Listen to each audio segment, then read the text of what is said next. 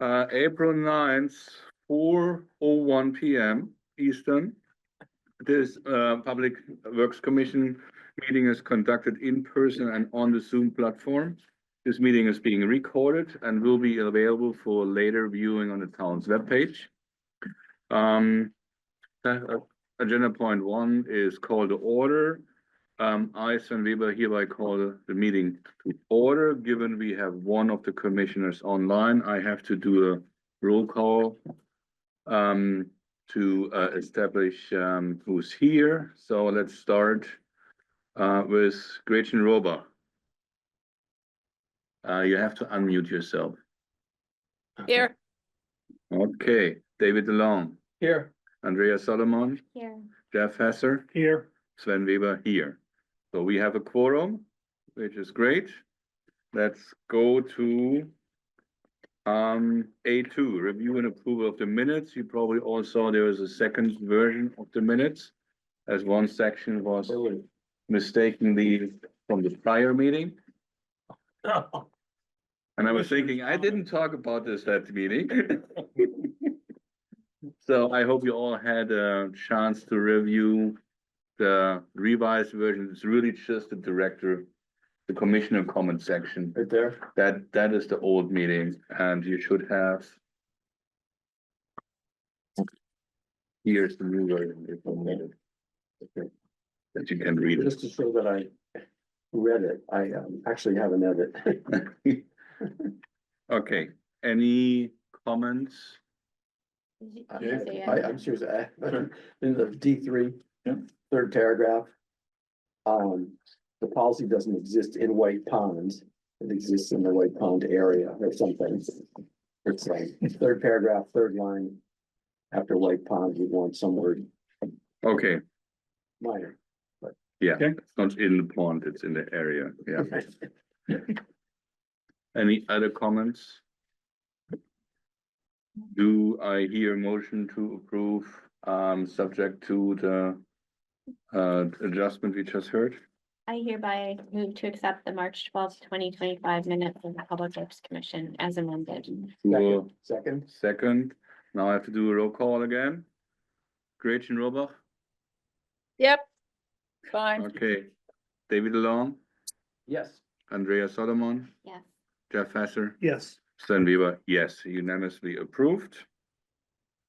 Let's go to the next point, review of calendar, future proposed meeting dates.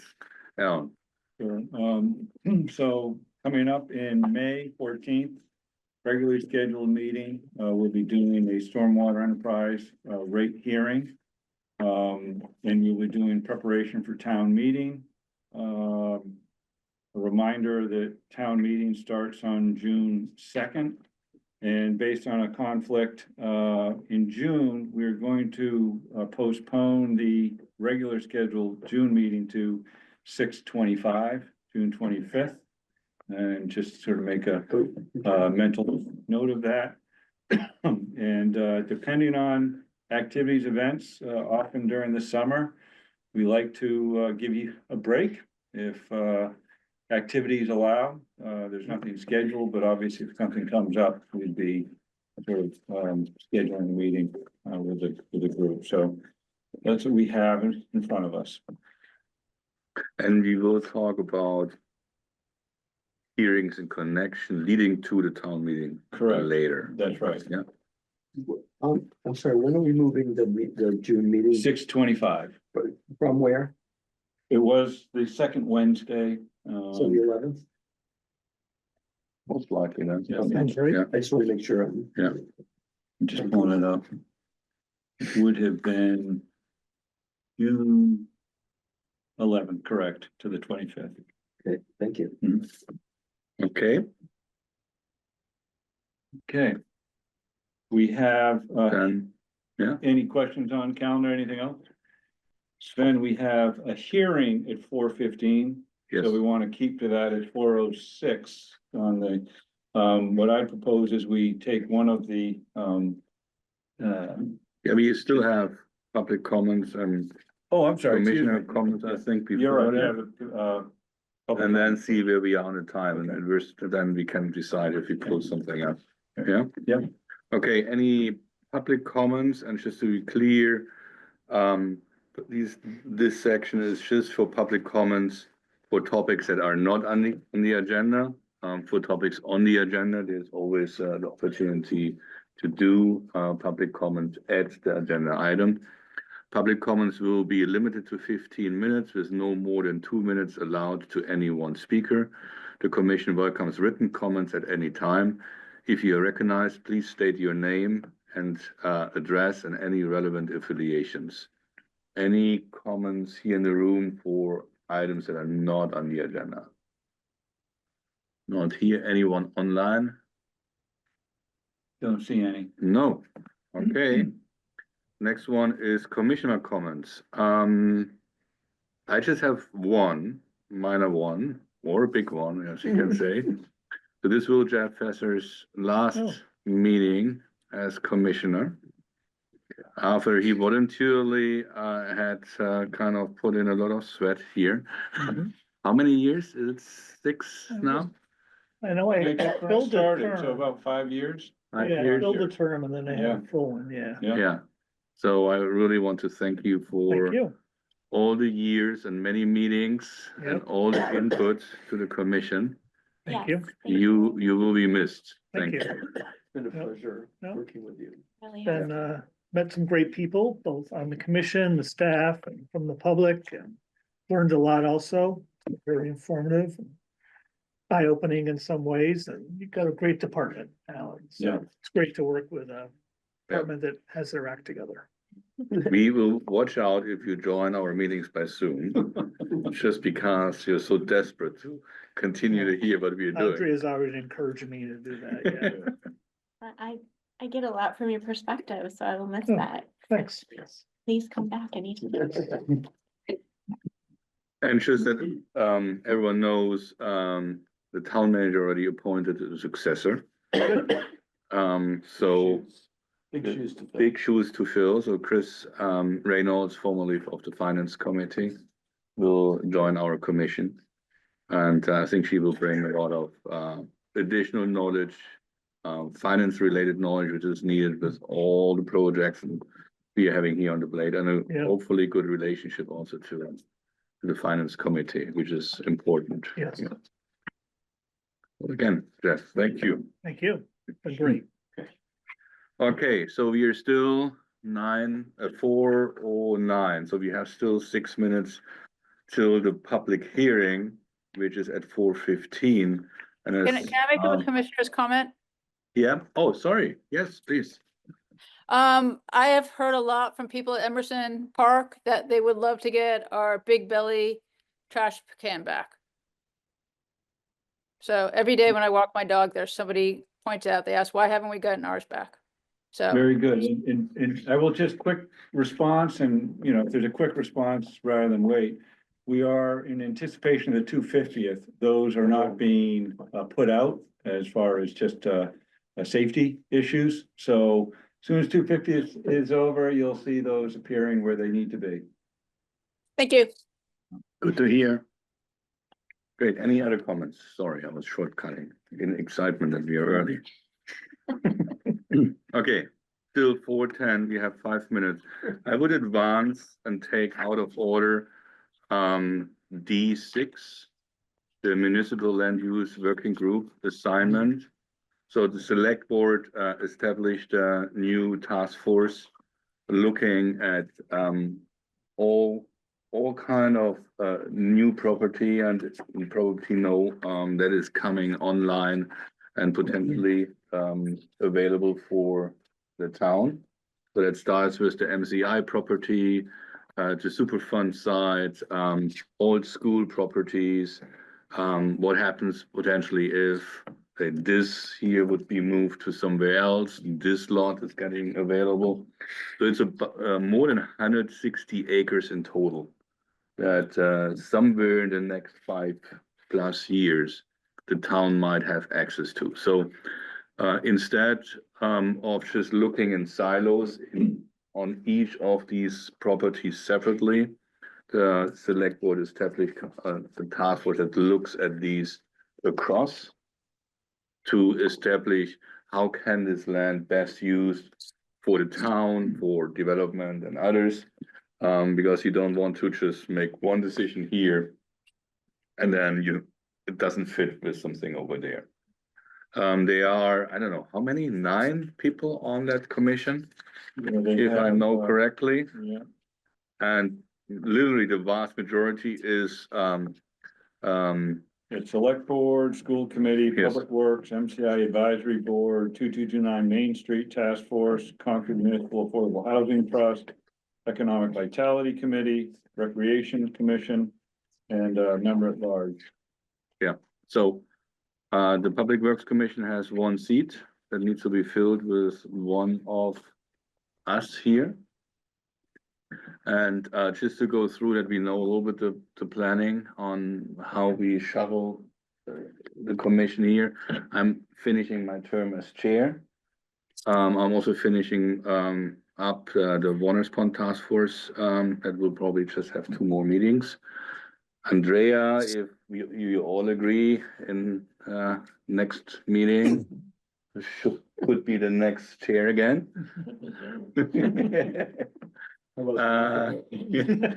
Some over there online, Gretchen, could be the next vice chair.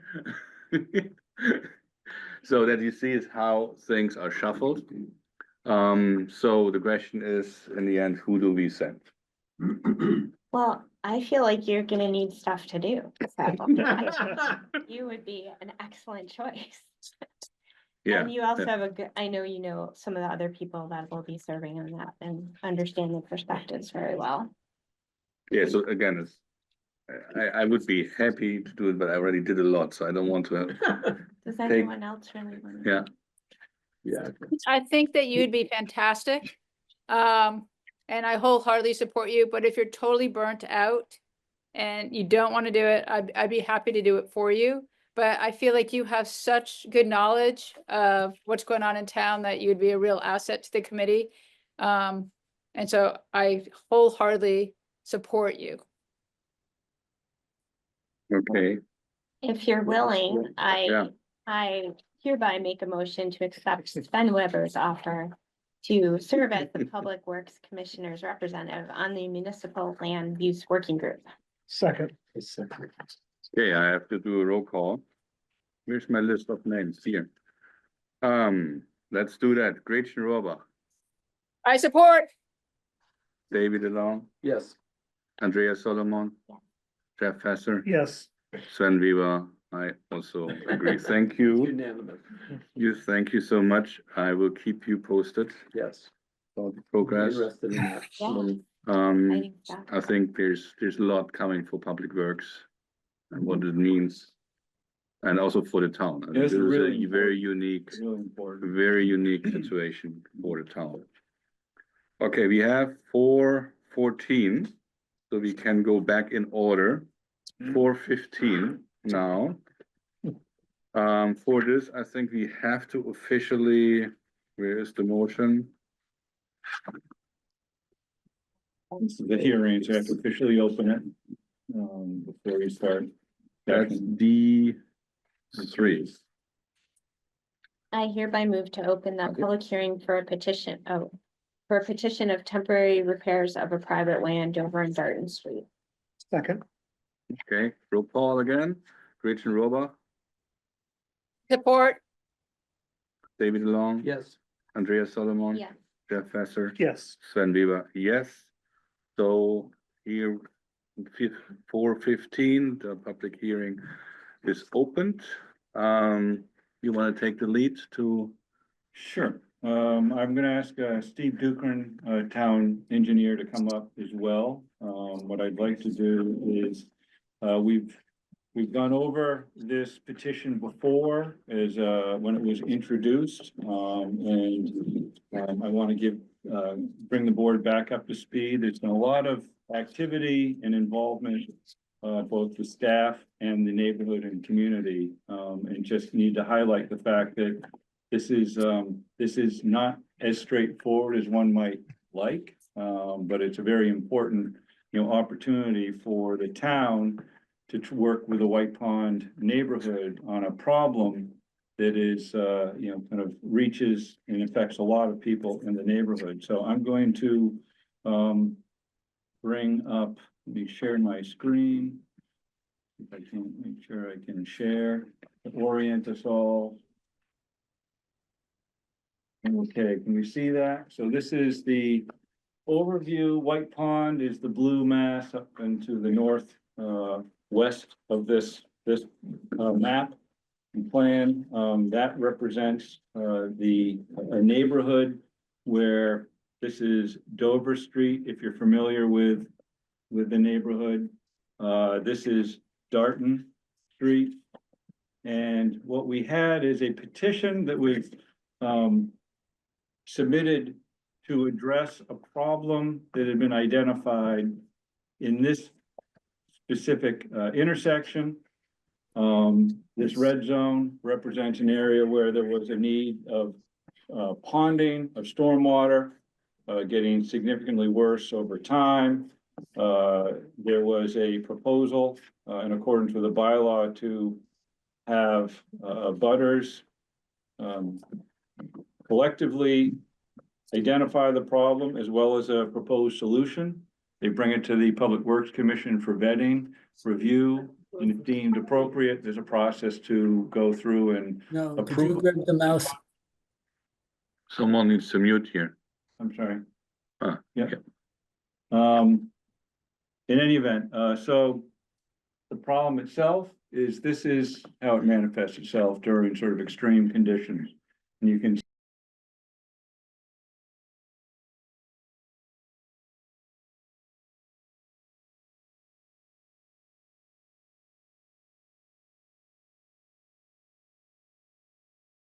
We've lost sound.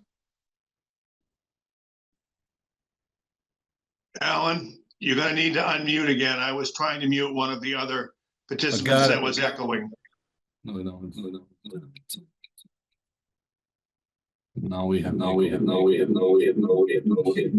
one second. Stop share.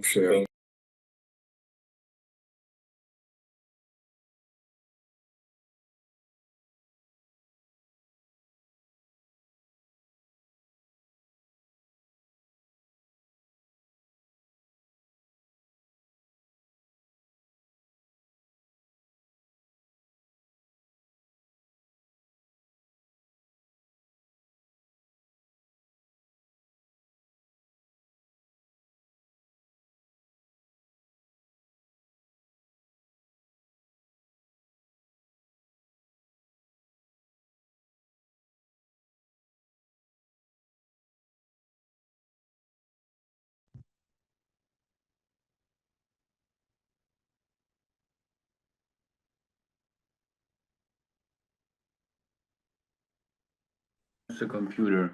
You hear us now? can you hear us? Yep, you're back on. Okay, all right. So when you muted everybody, it muted the main, Yeah. computer as well. That helps. All right, we know that, Bob. If you need to mute, everybody, we know how to get back, okay? Thank you. So one of the challenges with a well-attended remote hearing. So I gotta go back to the share. Let me bring up this, the problem is the chronic flooding. In addition to the flooding, the deterioration of the roadway. And that's become problematic as well. And you can see the extent of the flooding, something which staff is, sort of understands and has come to, better understand with this process. Not just the problem, a proposed solution with the original petition was a fairly, I'd say more elaborate stormwater management system than typical. Typically, we have a catch basin or a leaching catch basin that might be connected to some pipes that then discharge to a wetland or low area. In this case, the challenge is it was a small area of obvious impact, and the petitioners are kind of limited with the reach and scope that they can envision a solution. So the solution had a series of infiltration basins, almost like a exaggerated septic system, but condensed. And so you had catch basins that would be installed, this more elaborate groundwater infiltration chamber installed. And then the limit was just limited to that intersection area. In addition to that work, there was repair, replacement of the roadway that had been sort of impacted. When this was presented to the commission, the mechanics of this, just for everybody's benefit, is to the right or to the left. These are properties that would directly abut the plan of work. And because of that, the mechanism for the town to support a project would be if those lots and property owners are willing to carry the costs of the project, the town would be willing to be the financial arm. So 80%. what's that? Is there a percentage? Yeah, and we'll get to that, and please hold comments until we get to the, public comment, and I'll try to explain it, and then we can open it up. So this is the limit of work, or what was presented as the list of abutters with the petition. Over on the right, we have the abutters that actually signed the petition, and the structure is that over 60% of the abutters have to agree that there's a problem, they want the town to support them, meaning they have skin in the game, they know it, but they can only do so much individually. So that's when they come to the Public Works Commission. In this case, so that sort of talks about what triggered the petition was this group of property owners. And the limit of the work at the time was this area on the left. With the application, and it's the form that the Public Works Commission developed decades ago, they allow the petitioner to offer a betterment approach or framework. And in this case, what's interesting is what you'll see is, well, the limit of work, direct work, was in this area here. The fact is, there was a recognition that all this water was not just coming from that small area, it was coming from a larger area. And because of that, the petitioners in their application suggested or recommended all of these properties. So these are, if you not used to these maps, these are lot plans of the neighborhood. So the yellow represents individual lots. The gray area represents those lots where the petitioners agreed, well, they have an impact. And we would like the commission to consider, if you're assessing a cost or a betterment to the properties that get improvement or are bettered, we want you to consider those as well as part of the betterment approach. So this was unusual. We had never really experienced this, where the stormwater problem seemed to take more of a need and design and consideration than the actual road work. So that was what was presented. In essence, the original bettered property were 13 lots that were direct impact. 60% of those submitted the application. The application suggested that a betterment could be assessed to 74 properties, share the cost burden. That was the intent. When staff looked at this is where there's some complexities, where staff was looking at our existing topological maps to determine, all right, we understand the concept. You're not just talking about paved way that's owned by these properties that directly abut the paved way, but what about the stormwater system? Pardon me? Yeah, I'll see you. Okay. Yeah, well, I'll just continue and, Bob, just listen, but otherwise let it go. So we looked at this approach to say, well, what could we envision as far as, what if we looked at the watershed or the catchment area as who abuts that versus who abuts the paved way? It's just a different way of thinking about it. We've never done this before. And I will say, this is not precise, but this was just a way of looking at a capture area and we've heard, and I'll go over some of the facts that we've heard since we've done that, but with that capture area, we also got ARPA funds from the town. ARPA was money that came in through COVID. Town manager recognized this is a interesting problem. The White Pond neighborhood is chronically been challenged with having individuals having to orchestrate their own solutions to things that are common problems because they're private ways. And so we were able to get funds to allow us to explore beyond the limit that the petitioners had said, and a more conventional approach where there would be a way to design a stormwater system that would collect, so this is Dover here, that would collect stormwater that's being collected from a larger area, have it go through these infiltration chambers along Darton and discharge. Now discharge is the important key here. The original plan provided a design basis. When you design stormwater systems, it would cover and manage a 2-year storm event. We'll get back to that, but there was no outflow. So anything more than what it could treat for 2 years would surcharge. Again, create the pond problem again. And so while it would reduce the amount of activity, you'd still have these surcharging situations, and based on some of the imagery, it would still be pretty expansive. When that's happening, the road condition, if you spend good money to fix the road, it's going to be compromised that much faster because you've got this, this ponding problem. It doesn't help. Staff worked with an engineer to do a design which required the plan of work to expand. It included the addition of an outfall into a feature out in that neighborhood, which is a large depression. It would allow anything over a 25-year storm. So the 25-year storm happens a lot less frequently than a 2-year. 25-year storms would be managed and recharged into the ground. Anything above and beyond that would be discharged to the outfall, like a conventional stormwater system, to this catchment or sump. So 2 projects that really the issue is not how is the cost assessed, but what is potentially the best design. That was staff's interest to understand.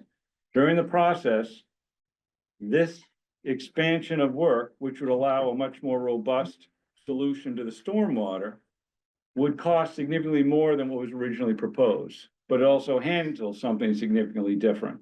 So these 2 things have been what we've been sort of working on.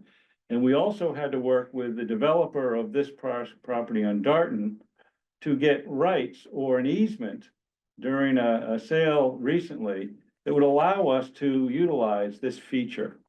And so that didn't exist before we started this exercise. The town now has an easement that would at least allow for this plan of work. So we then go to, I think that's the presentation. I'll leave this, I'm gonna just leave this on because images matter, right? But as we talk, I want to go through some facts. We haven't done anything like this before. We'd be looking at a betterment to be assessed to people beyond what was the paved way. There's been 2 examples in our research of where this mechanism of improved paved ways were worked through Public Works. There was a design completed, construction performed, and costs that were borne by direct abutters.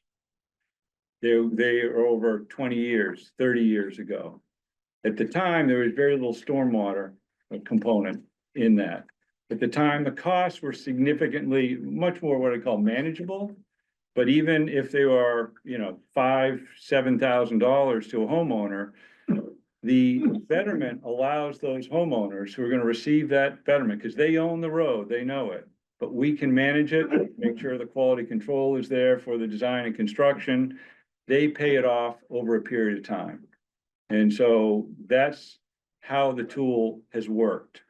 In this situation, because we've never been here, we did seek some legal guidance to better understand, we understand the rationale, and state law does allow betterments to be assessed for stormwater. So there's state statute that we can hang on as far as to allow the town to proceed with our bylaw. What we learned is that from council is, well, the petition was certainly made, it was successful as far as it did have 60% of the direct abutters.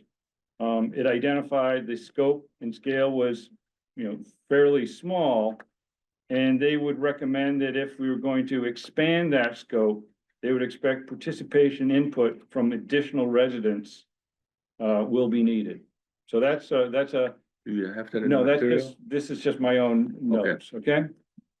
And we're also, the petitioners have had an attorney or some that we've had our council talk with to try and make sure that, we think we have to figure out how this can work. But right now, what we are looking at is that we've been informed betterments should not be assessed to those people who have not had, in essence, a voice or the ability to, sort of sign on. So we're kind of narrowing down how this would be reviewed and the improvement where that would go.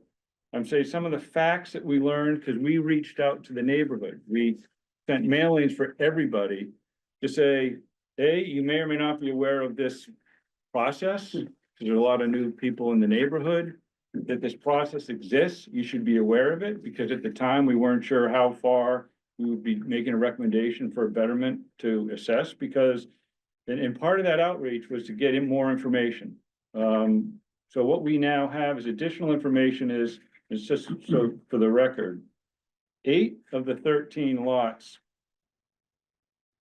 that were involved with the original petition. Here, these 8, 2 of these lots have changed hands, so they have new owners. So it's an interesting issue. What happens when a petition is given? It's a fairly small number. And when 2 of 13 are no longer represented and the board is being asked to assess a betterment, you'd expect they would want to understand what is this all about. One of the abutting properties is vacant, and that's this property up here, and very difficult trying to identify ownership issues. One of the properties here, I don't know what's trying to, where am I? My screen is covered. Here, this parcel is town owned. So it's vacant, but the town owns it. So just, those are facts. One of the questions that we've been grappling with is the betterments need to be assessed proportionately to those properties that are getting better. One is the obvious, who has frontage or ownership of that way. That's clear, and that's historically what we've sort of worked with. The next one's not so clear. What about those that are contributing to the stormwater system? Significant infrastructure, they are contributing to it. How would they or should they be, considered? And third, those that are lots that get indirect benefit, but still benefit. For instance, it improves access or enables access year-round. There's public health issues that the neighborhood would benefit of not having standing water during periods of time. There's environmental controls and benefits to the neighborhood. And the neighborhood abuts White Pond, which is protected and also a recreation area by the town. There's also a question on the betterment framework that both the petitioners need to understand, or those who are going to be assessed a betterment, and the commission. The framework could be, is it a 5-year term to pay this off over time? Is it a 10-year term? We haven't determined that and don't have a recommendation yet. What I will say is clarified, betterments are assessed as part of your tax bill. So if it goes on your taxes and they're not paid, it would be liens, but just to be clear. The new stormwater system is elaborate. Now it's in keeping with, it's a good design, but it has to be elaborate based on the site conditions. When we're done constructing and betterments are assessed, at this point, without any additional conversation, the assumption is this is a private system, much like the roads. We haven't had that conversation. What would it take to not make them? If they're private, it means the inspections, the maintenance, repair, replacement has to be managed through, again, a neighborhood. This is a challenge. This is why we have the bylaw. If it could be designed and constructed according to town standards, there's precedent on our water system where we could accept that. Then we know it could be inspected, maintained, and repaired appropriately. We haven't had that conversation. This is new. The consideration that we had when we went out to this neighborhood, and there's a lot of, and again, I'm parroting what I heard. I'm trying to capture it so that people can, you know, weigh in, but it's Dover Street. Dover Street is, I will call somewhat, it's confused somewhat. There's some ambiguity as far as is this private? Or does the town have more responsibility because the town uses this way for access to a well, for access to recreation areas and open space? And back when the bylaw was established, neither of those conditions were particularly overarching, but now they're kind of a significant factor. And so the whole issue of Dover Street came up as far as, well, what's the town's contribution to get this to work? It's a legitimate ask. Again, complexity. We've had questions now that people are aware of this mechanism. Well, could we expand it because my street could use some improvement? And would there be a way of using this as the mechanism? And the answer is yes. The question is, should that be considered now or later? That's a question. We've heard from the neighborhood up here where the new, this house, this property here just changed hands. It's on a private well. That's unusual, even in that neighborhood. There's a parcel over here that is undeveloped. Developer owns that. I've talked to the developer. He wasn't part of the original petition. He'd be interested in what about town water? Could that be considered? We've had issues with roads that have deteriorated nearby and say, well, if you're gonna do this, can we include that in the plan? So these are all things that have come up. I think the other issue is scheduling issues. We have, just so the audience knows, we put, because of the magnitude of the larger design, $350,000, we don't have that in our coffers. We decided we would put this as an article for town meeting to seek town support to get the funding to support the project, but not to pay for it, just to finance it. But if we're gonna borrow it on your behalf, town meeting has to authorize that borrowing. So that was the reason we put an article for $350,000 on. And basically, the big picture is, as a result of this activity, would we need to reevaluate the bylaw and or the policy that's in place so that every time this happens, we don't have to go through this very arduous vetting process, especially with consideration of stormwater really matters now in a way that it hadn't. So that's the overview. All right. Yeah. So, what I would like to propose, given it is a public hearing, we first have the public chiming in and providing questions, comments, and so on. And then we as commissioners, after we got the full view, Can I ask a simple question? What's the decision we're making here? that's we have to figure out. I'm sorry? That's the $1 million question. In essence, the intent, the petition will provide, it provides a framework for the Public Works Commission to understand the project, understand the finances, make sure the people who are gonna have finances or a betterment imposed, the Public Works Commission is the one to determine what that, if it's a project and what the betterment should be. So put your creative hat on, Very creative hat on. listen to the public, Yeah. Okay, and then we all right. have Thank to, And let me give you the range. There could be someone who says, I want to fund this, I want this done, I'm gonna work with we'll make it happen. Okay, it's easy for the commission. If there's 70 different voices and concerns, You know, well, right now, what we have to worry about, not worry about, focus on are the 13 direct abutters. That is, if you're going to approve something, the financial implications are gonna be imposed on them. That's how this is framed. That's Okay. what we know.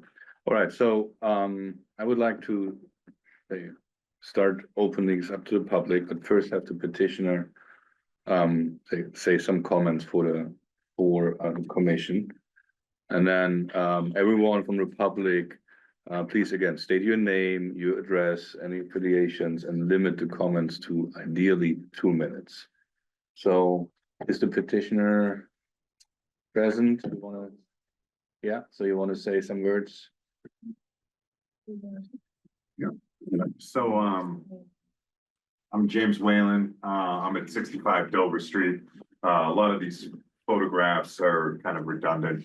I thought Alan did an excellent job presenting kind of the position, the petitioners for the most part have taken. I think this is a issue that is very interesting, mainly because, it's kind of more expansive once you peel it back than what we're looking at now. And I won't go through and redo what Alan very eloquently spoke about. But I think it's an issue that's gonna come up probably over and over again as, you know, global warming impacts our area. You know, the storms, as we see in the south, are getting worse. And, yeah, you know, hurricanes and that type of thing. I think it's something that Concord has always been kind of, you know, when the rest of the nation looks to setting standards, it's usually Concord, Mass, that has been out in front with a lot of this stuff. Just bringing it home to where we're at now, the issue has been long-standing. It's been in the neighborhood for, you talk to the people that have been in the neighborhood for 40, 50 years. The issue has been there. The issue has never really been fully addressed. And like Alan said, the issue is getting worse. And I think the time for the town to kind of step in and enact a fix that can be used as kind of the blueprint for not only our side of the pond, the other side of the pond, the other side of town, wherever these issues come up.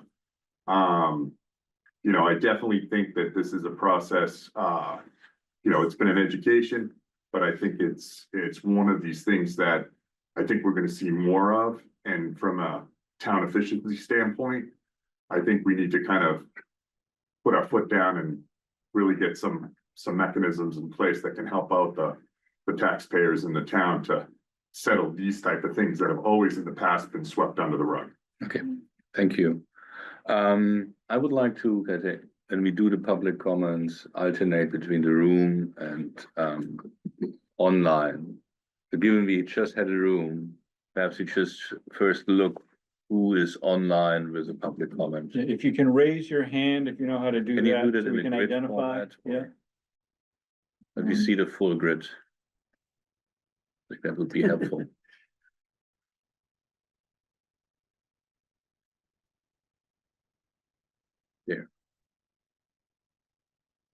No, we don't have anybody that's raising their hand right now. Okay, Okay, so you're managing, oh, yeah. oh, I here can we see have, it. yeah, Andre. There we go. Yeah. Sorry, I was trying to raise my hand and we use Teams at the office. I just wanted to, Your name and address, please. sorry, Adriana Sullivan, I'm 60 Dover Street. Okay, I just wanted to thank Jim and Courtney for raising this issue.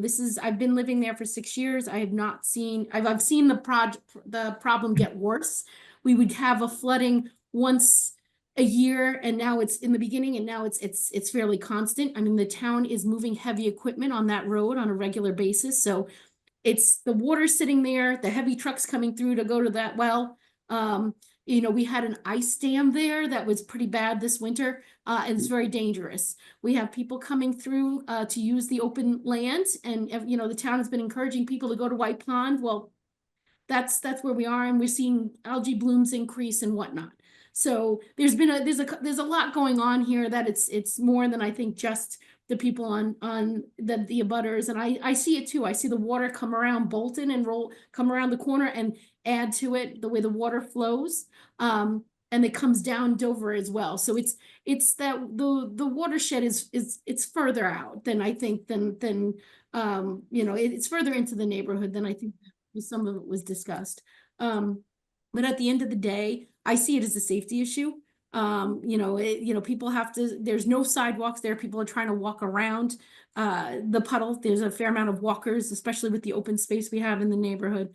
And so it's something that needs to be addressed because that like I said, there's water sitting there, there's trucks coming through, and it's, Yeah. you know, further Thank you. degrading the road. So. Okay, thank you. Sorry, we have to limit that to 2 minutes, but thank you very much. Anyone in the room?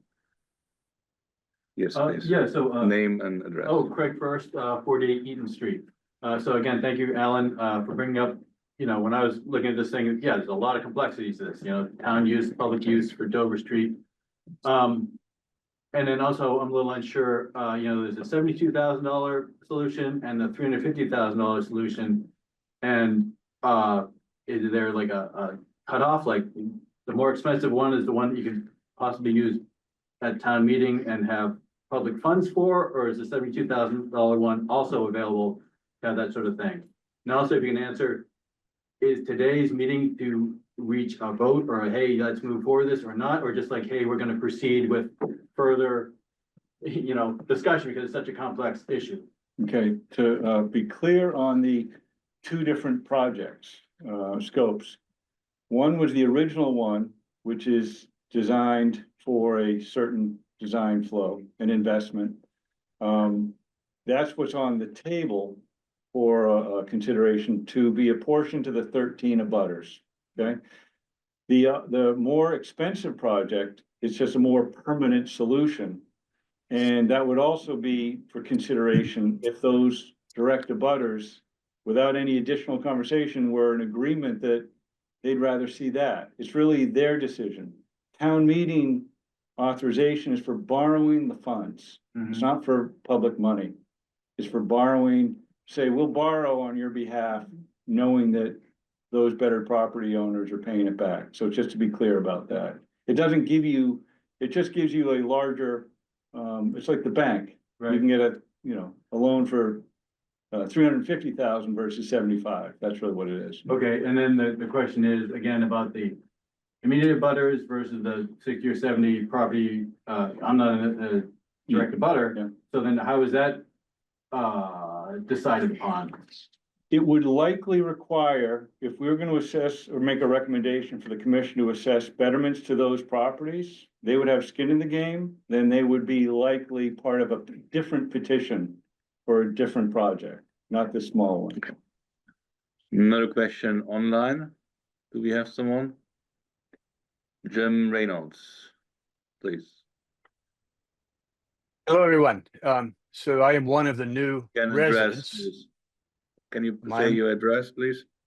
Oh, I live at 20 Darton Street now. Okay.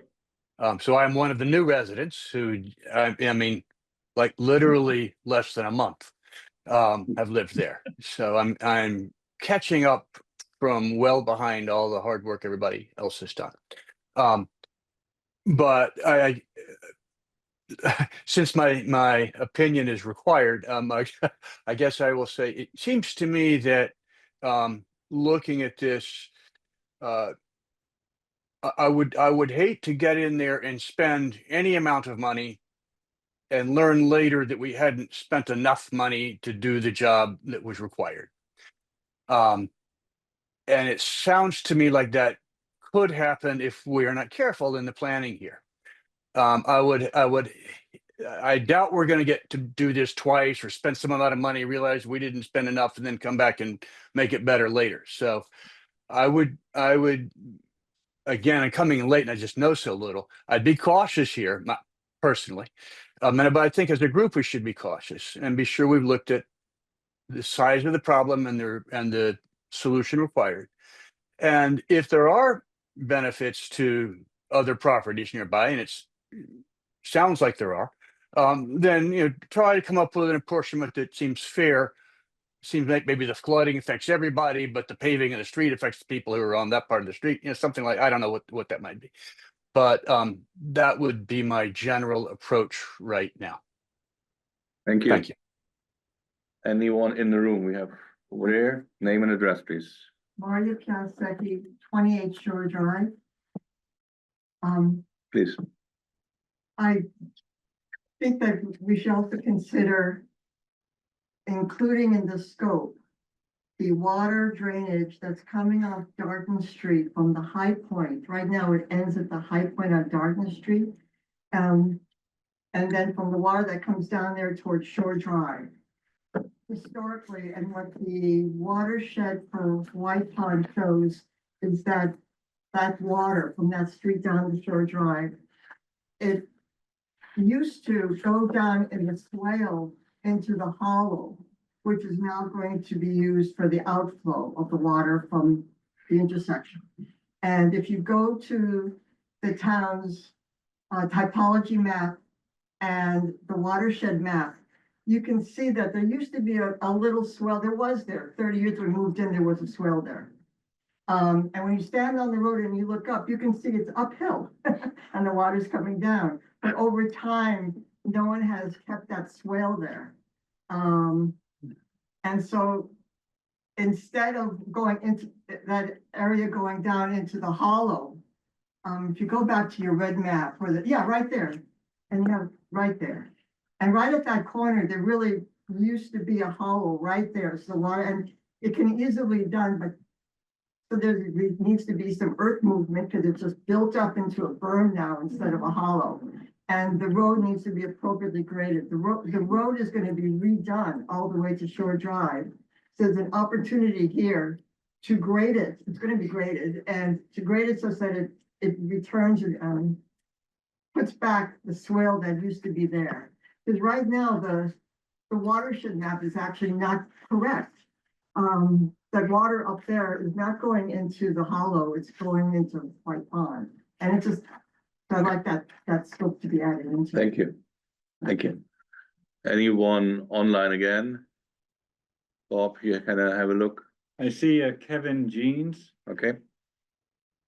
Kevin? You have to unmute. There you go. Apologies, I blame the iPad. So Kevin Jeans, I'm at 86 Bolton Street, but I'm actually in an interesting position because we have two parcels that actually, I am one of the abutters on Darton, but it's actually the 1A plot on Valley. So Jim, Courtney, thank you very much for raising this issue. As someone who's been in the neighborhood for over 10 years, I've seen it get progressively worse at the corner of Dover and Darton, and walking the neighborhood with my family. So certainly I'm in support of fixing that, remedying that. But I'm also on Bolton. That's how I access my property. We have our own drainage issues, which we're not talking about here, but certainly see the value of the larger neighborhood benefit of the betterment. But I think there's no doubt in my mind there's a need at Dover and Darton. And as a fractional abutter, as you can see on the map, certainly in support of improving. The neighborhood is, as Jim so well put it. I mean, I think as with global warming, it's going to be increasingly challenging to make sure that our roads are safe and well drained. So, thank you. In the room. Before we go back to the petitioner, I want to make sure over there at the end. Hi, my name's Caroline Kylo. I live at 56 Darton. I'm at the southernmost end of the petition map. I was one of the people who signed, and I am, because it's a dead end, I'm forced to drive over this deteriorated road. I don't really have the ground clearance in my car almost anymore to be able to deal with it. But I think I'm in favor of the larger plan. I think it's important that we fix it permanently, or at least as close to that as we can. And I'm also in favor of, carrying a bit more of the burden, but I don't think it's fair that it would be split between 13 abutters. I'm certainly willing to take on a bit more though. And, but I see like people walking down the street all the time with their pets and children and people driving in and out through that pond, basically, constantly. So I would say, you know, it should be fair for others in the neighborhood to burden some of it. And I mean, if it's spread over 10 years, it could be as little as like $500 a year for some of these people. So to me, that shouldn't be a huge concern, but I don't know. Okay, That's right. thank you. Anyone else online again? Don't see any hands online. Any more online questions? No? Okay, going back to the room. Do we get second chances? One I minute think- for the second. So, the petitioner had first, raised a hand, and then I can give you another minute, okay? Yeah, please. Courtney Whalen, 65 Dover Street, one of the Petitioners. representatives of the petition. I just want to say, I mean, I know that this is obviously, we've been in the neighborhood 13 years. It's been this bad from day one. I do believe it's getting worse, it's getting more frequent, and I do see everybody in our neighborhood enjoying our neighborhood, people from the outside enjoying our neighborhood, and we do have White Pond, which is a precious resource in the neighborhood that really is, you know, obviously for a bigger, you know, population of people to enjoy, but from our perspective, you know, it is a sanitation issue. And I do feel a little sticker shocked with that proposal for the larger project. It seems like a lot, but I do feel like, you know, the neighborhood as a whole be on board, because, you know, they're walking through it, walking up on neighbors' yards to not have their pets and kids walk through it. And again, if the betterment's over 10 years spread out through a larger group of us, because, you know, for 13 of us to take on this now massive $350,000 project seems, you know, a bit, like, too big of an ask, but, I think with it benefiting a lot of other people, and again, yes, sharing some of the higher cost burden being directly through it, but having so many different houses contributing to it beyond, and we don't have an HOA. So, you know, the town's kind of coming in and, you know, doing this, but again, if people can think about it to get on board with like a true fix versus, you know, our initial proposal seems like it would kind of help it, but it's not a true solution, but it's kind of what we're able to do as, you know, with just the 13 of us. So I see this as like a real fix to truly improve our neighborhood and to have it spread, you know, a little bit more equitably about the whole neighborhood. Okay. And thank you. All right, thank you. I think you had a new hand over there. Yeah, Yes. Mark Weiler, 8 Eaton Street. I want to thank Alan and team and Jim and Courtney for heading up the effort to get us to this point so we could have this kind of conversation. What I am trying to have an understanding of is if there's a way to quantify sort of the relative benefits of a $72,000 solution versus $350,000, because the problem really boils down to frequency and duration of the flooding. And the shorter the duration of the flooding, you know, the less problem, and, you know, just as a casual observer, not a road engineer, but the shorter amount of time that you can expect a road to remain flooded, I would presume, results in a, you know, effective solution. So, you know, is the solution that's the higher end, most costly solution that's been engineered, is that intended to like prevent a flood from occurring in the next 5-10 years? Is there someone that can? Can we address that in the deliberation after the hearing? And Yes, put the yes. question down Sure, and into it at once. Okay. Yeah, it's a good question. Thank you.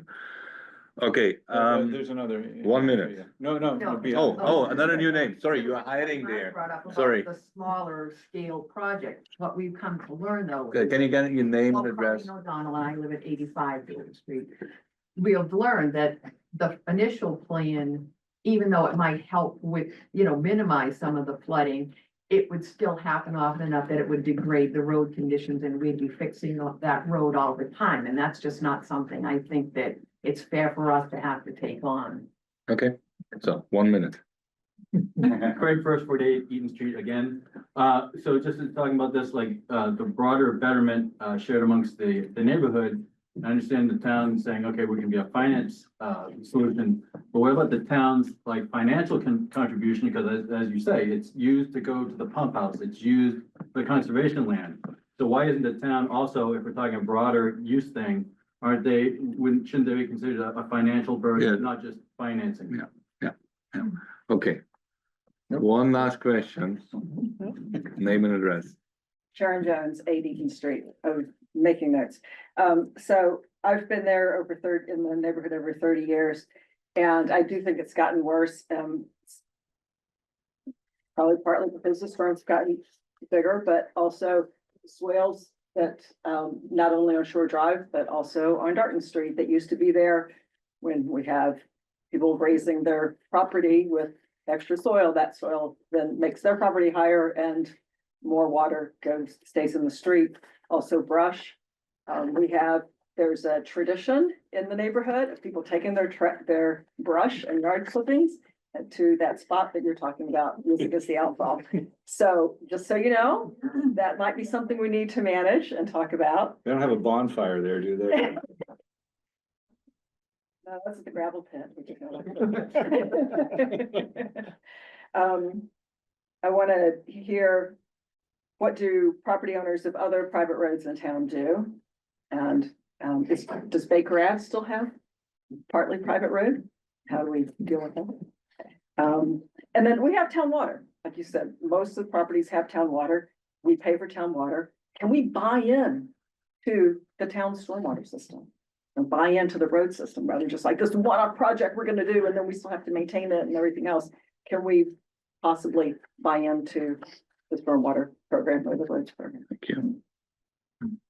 Okay, assuming no other public questions, I would seek to close the public hearing and then have the discussion of the commissioners. So we ask questions So after. so we just close the public hearing, we have all input, and then we have our discussion. Do we have a motion to close the public hearing? I, Jeff Vassar, hereby move to close the public hearing for the petition of temporary repairs of a private way on Dover and Darton Street. Yeah. Okay, do a roll call, Gretchen Roba, I support. David Long, Yes. Andrea Solomon, Yes. Jeff Vassar, Yes. Sven Weber. Yes, so the public hearing is closed. Now let's get a little bit discussion. I would like to have everyone in mind that we are already heavily over time. So let me frame this a little bit just from my perspective, and then we can see what direction we want to go. So again, this is private property. And we as town and public works are asked to go in, and yes, town has property and our town has water rights and use of these things. In whatever direction this goes, we should assume the town needs to chip in a fair share of what this goes. So that's just addressing some of the questions in here. Second, this predates whatever rule was established whenever, where normally there should be homeowner association in these kind of things. So the question is, what is done in other private owned areas? There is, starting from a certain year on, what was it, 1962 or something like that. Subdivision rules and regs. Yeah. So since then, everything falls under a homeowner association, which is not the case here because this predates this. For us, normally in a homeowner association, the advantage is that we have one party not negotiate and not in this case, like more than 70 potential parties to deal with. So that makes it more complex in this sense.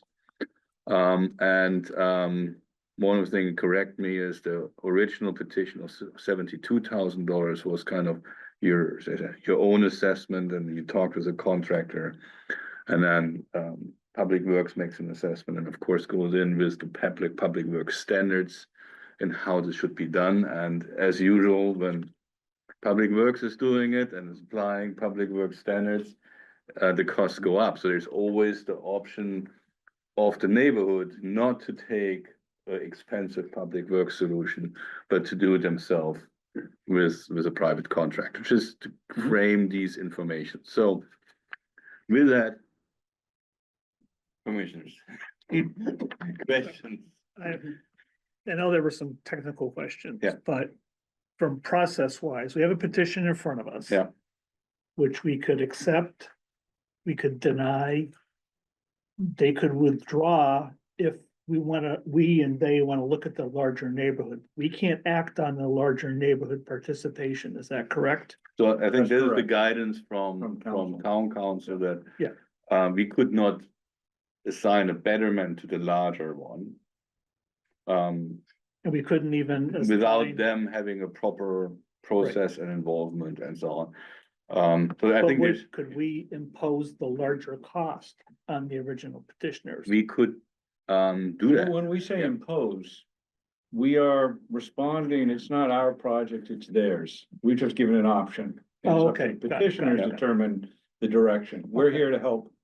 And we provided a good long-term solution design. Yeah. Which is great. The town did that, fortunately. That's not a normal situation.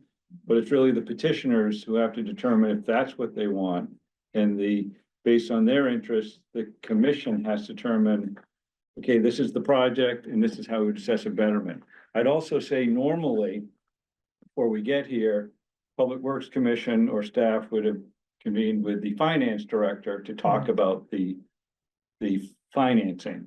We haven't had that opportunity to do it because of the real-time basis. Yeah, and to complicate this, we have the article for town meeting. We put that in as a placeholder. Yep. Because we cannot advance cost without approval of town meeting, although the cost is assigned to people in a betterment. So we are playing bank Mhm. in a certain. I'm gonna wrap up and so let's ask it, but. After other technical questions are asked, is it proper for us to ask the petitioner if they'd rather withdraw and go for the larger scale? That could be one Okay. request, yes. Can I ask a question that, I'm sorry, this is a naive question of the day. Why is it 100%, this has to always be considered a private project? Why are these roads private? And why don't they, why, Okay, so I'm sorry. it's the short answer is the following. Yeah. These lots were developed before subdivision rules and regulations Mhm. existed. Mhm. This is not unique to Concord, it's statewide, you have this problem of having individuals without an HOA on Right. private property. Yeah. It's always a problem, which is why the bylaw was developed over 50, 60 years ago, knowing that. Saluting the fact that how do individuals orchestrate complex solutions with new private property, so people can develop private developments not meeting town standards, but they assume that the town will not accept them. The question on, could the town accept a stormwater system if it was designed and constructed according to our standards? It's an open question, but we do it with a water system. We do it with a water system in White Pond. So the answer is, we could, we don't, that's not on the table for discussion today. That's one of the challenges, but that's on the table for broader discussion. So, Okay, I think I understand. yeah, it's complex, so yeah, Dave, Yeah, we're gonna jump in, it's a deep pool.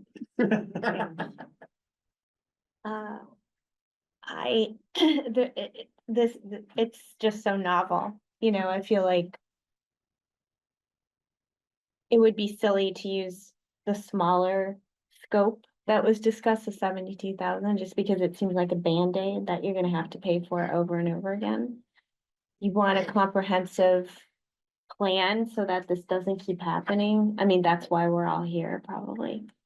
But that deserves more input maybe from your community, which I realize we don't have right now. Gretchen, you have any questions, comments? No, I guess I was surprised I always felt, because maybe we always saw the petitioners coming, that there was much more neighborhood support for this. So I guess I'm kind of with Andrea. I'm not really sure where we are, but I really agree that we need a comprehensive plan, and putting in a shorter amount of money is not going to fix a problem. We really need to just come with a real solution and not a Band-Aid, as Andrea pointed out. And it's expensive, but if you want to do it right, we're gonna have to pay for it.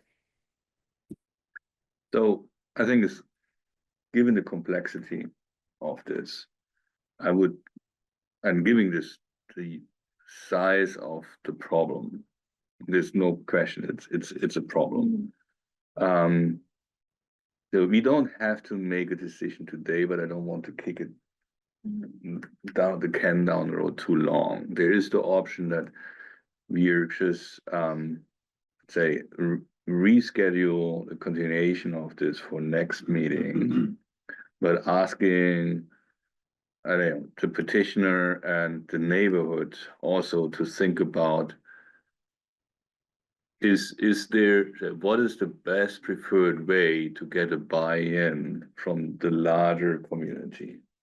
Yeah, we don't want to be in a situation to chase our dollars or get in trouble. And we know from the town council that we cannot just easily assign the betterment to more than the abutting properties. So I think that could be one way to say you continue discussion. In the meantime, the petitioner and the neighborhood has a chance to revisit how this can be done best. It could also become they come back and say there is no other way than what is proposed, or they can withdraw and file a new petition that is broader on a broader neighborhood. So I'm leaning more to that at the moment, given I don't see that we have the silver bullet at the moment to say yes, this is the solution to go. Is there any way to get input from the town about estimates of what the town would contribute to this? Given one thing I heard in the discussions is that this road gets used by construction vehicles, because we have a well there. Yeah. And so the town has some obligation to contribute to this. And it might be helpful to know what that, I mean, I don't know where that comes from, where we even begin to think about that contribution. That would be one then additional task. Because that might help, Clarify in the additional time. I agree with Dave. Yeah. Pardon? I agree with you on that. I also agree with Sven. Gretchen mentioned, you're not seeing widespread support, but I also don't hear any objections. Yeah. The people in the neighborhood are talking about this, and no one here tonight is objecting to it. So if we open it to a larger area, we might get more acceptance, and then we can do the preferred solution.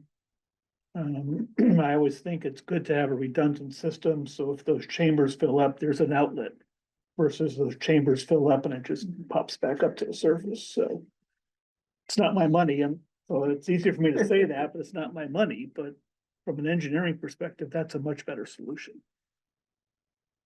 If I can, I'm gonna clarify with Gretchen's comment, and I think, Jeff, the point is, it is not the town's money, it's not the taxpayers' money, so the decisions are all under the petitioners.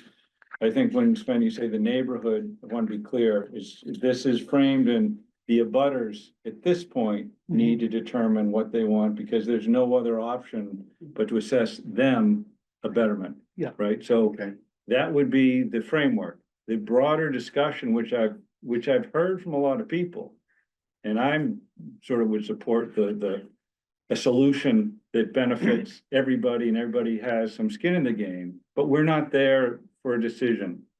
If it's continued, it's literally, do the abutters, direct abutters, want to proceed with one or two of the options with an understanding that they will bear the cost. That's what the commission needs to understand.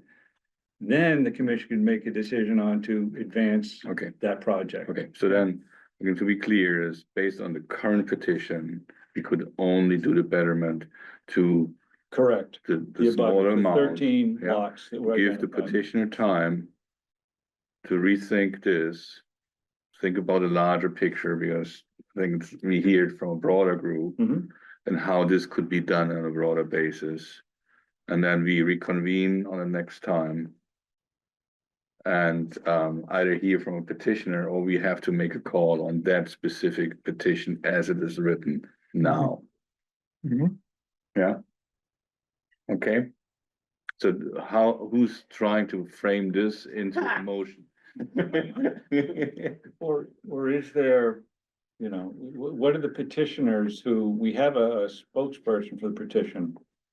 Do they comfortable with that, last word, before you have to take an action or not? I was gonna ask that, or Yeah. are we allowed to ask them if they're Yeah, you're comfortable with certainly the allowed to, continuance? yes, yeah. Courtney Whalen, 65 Dover Street. I think I would definitely like to speak with my fellow petitioners Yes. about what they're comfortable with.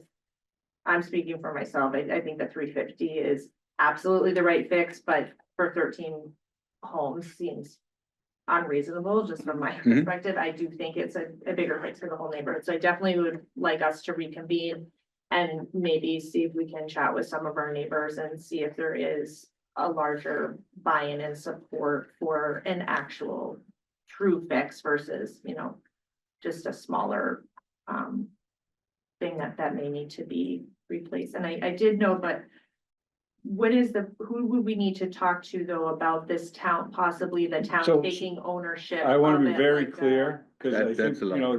there's hopes, but I gotta be clear. Within the next month, because we're on a town meeting schedule, They're not going. we're not gonna have any decision from the town as far as contribution. It's gonna be very strictly what we've done historically, until we start peeling that back. Or There's is it not, like ownership though? I know you Well, said like the they one do the lot, water pipes the- and you guys do the utilities down our road, but would this become like a utility? well, these are policy issues that Right. haven't been discussed, so that's not gonna be buttoned up in a month. But we would discuss that here or so. Oh, no, so to proceed, if we continue this, it's gonna come back with, what are you specifically requesting? And everybody, I would say, for this commission, we would notify all of the abutters of where we are, wanna make sure their voice is represented, you can hear it. The what ifs are gonna take time to develop. It's not gonna happen in a month. So it's kind of limited and very structured, but it's again, your petition, and that's where it's your voice has to say, we want to advance, or you can simply take some time and say, we want to withdraw. That's okay too. Understand withdraw with prejudice means you could bring the same project back. But I think what we're talking about is a larger project, which is more involved, and that would be a separate petition, not a continuation of this one. Is Yeah, I think we have to think about what is on the table right now. Yeah. And this is a very narrow petition. Yeah. I think the only effect here is that the town owns one lot. One lot, so that would be a betterment to the town. But all we hear, I think, is this is larger, it's a larger problem for the neighborhood. So, I think the petitioners and the petitioner group needs to reconvene to say, okay, how can this be embedded in the larger group? And, most likely taking the original petition off and putting a petition out there that address how this larger thing is done. And then we can go through our public. And Ken, I would notification period. volunteer, we put time and energy into this, staff would continue to support. This is where we want this to be successful. This limited one, we can only do so much, but if there's a broader conversation, we can be part of that. We're running heavily over time, so, do I hear a motion that, we just will continue discussion and hear back from the petitioner at the next Public Works meeting? Second. Do I hear a motion? Yeah. So, I'll motion that. okay. We have a second. Let's do a roll call. Gretchen Rohrbach, Yes. David DeLong, Yes. Andrea Solomon, Yeah. Jeff Fesser. Yes. Sven Weber, yes. Thank you, everyone. It's a complex thing and definitely a need. It's not easy to fix, unfortunately. Could I offer one suggestion? I'm a White Pond resident. I live on the other side. Could we, The other side, but that tomorrow night is a public hearing that the finance committee is holding on that Yeah, we- article, I'm- $350,000, and I think the firm ought to be aware of that. Yeah, so, The question is, where do you go next? yeah, that, can we do, Keith, can we do our, yeah, so because that Well, was the but next. They're gonna be gone. Yeah, that was exactly my next sentence, so. Sorry, so we have that article out there, and I just mentioned, this is, on the finance committee agenda tomorrow. Well, so what do we do with this thing? We present it. It's Yeah, not subject to, subject to, we'll bring them up to speed as far as the process, you know, democracy's So- messy, but they need to know what it is. I think It's- so, It's not a commitment, it's simply, it's a hearing. There's no decision until town meeting, so I'll attend, I'll explain the process. It'll draw some larger audience on the issue, which isn't a bad thing, but there's no commitment tomorrow. It's informational. That's yeah, all. but again, also for the petitioner group to understand is, if hey, you can always withdraw the article from town meeting. So at the moment, this is a placeholder. Mhm. You can withdraw that like minutes before it comes to the agenda of the town meeting. It's better to do that before because of time management planning of the town meeting.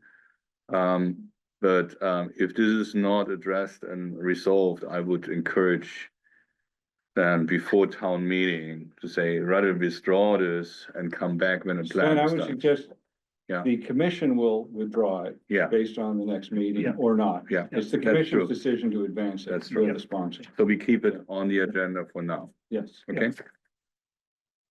All right, great, thank you, Thank you. thank you, thank you. So now we have another private way issue.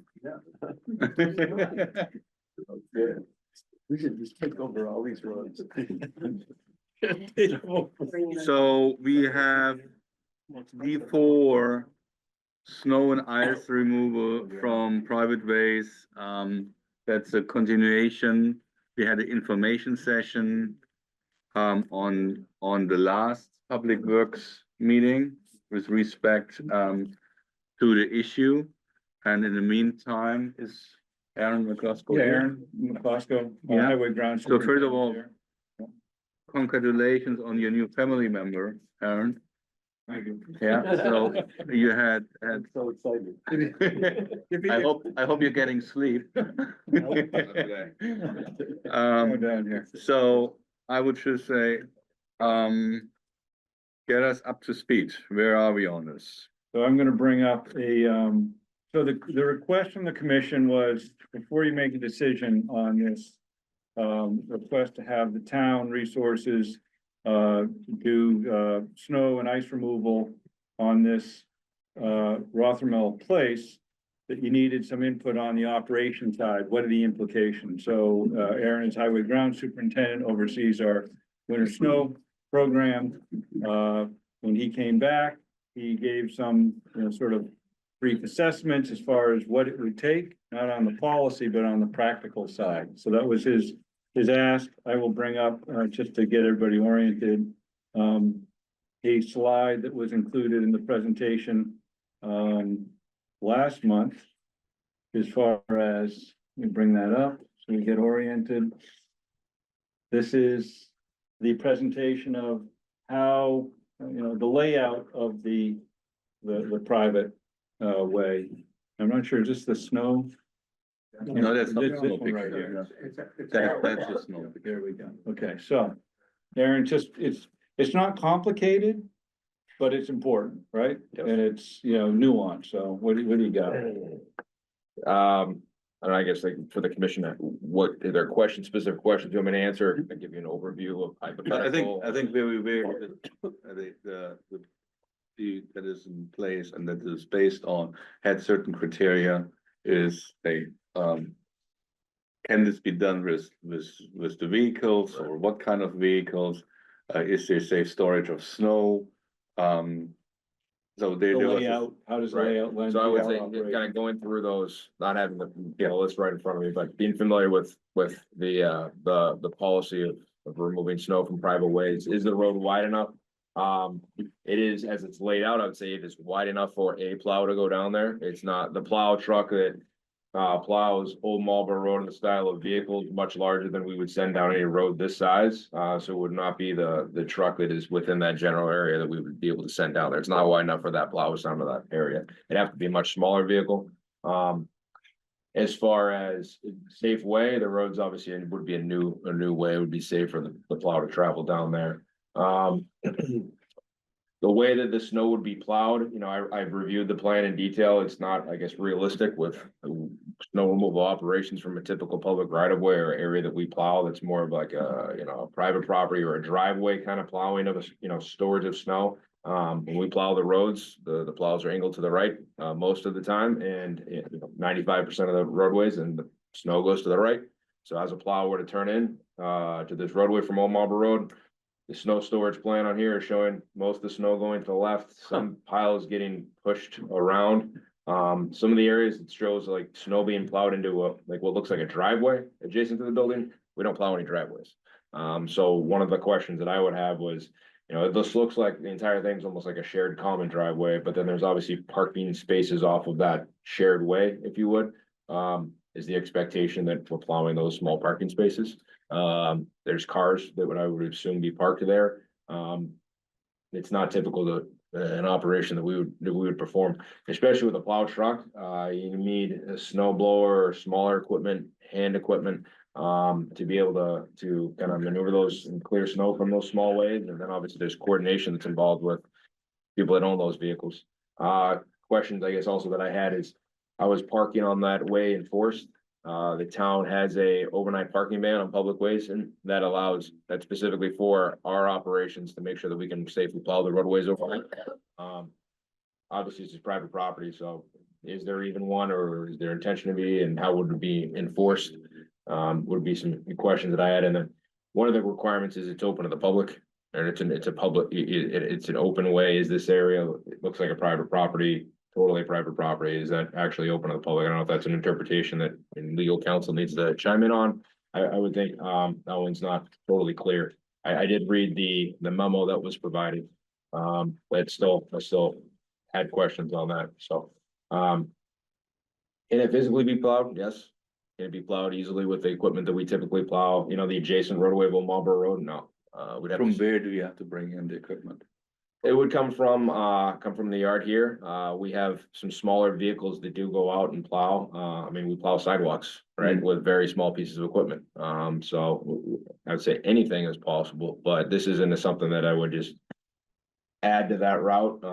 We have a private ways route that we have a small truck that bounces around all around town for some of the smaller ways that were included in the original private way snow removal plan. So that would be a truck that we would bring over and add that truck or add this route, this area to that truck's route.